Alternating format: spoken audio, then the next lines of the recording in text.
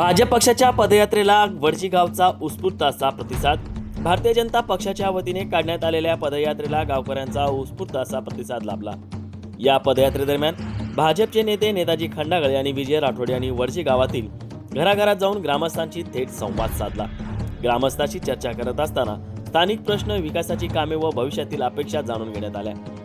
यावेळी नेताजी खंडागळे म्हणाले, आमदार सचिन कल्याण शेट्टी ज्यांनी ज्या विश्वासाने आम्हाला उमेदवारी दिली त्याच विश्वासाने आम्हाला निवडून द्यावे असे आवाहन नागरिकांना करण्यात आले।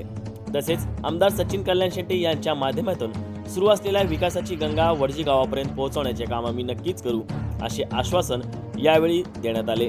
पाणी पुरवठा, वीज, शिक्षण व मूलभूत सुविधांच्या विकासासाठी भाजप कटिबद्ध असणार असे विजयकुमार राठोड यांनी स्पष्ट केले।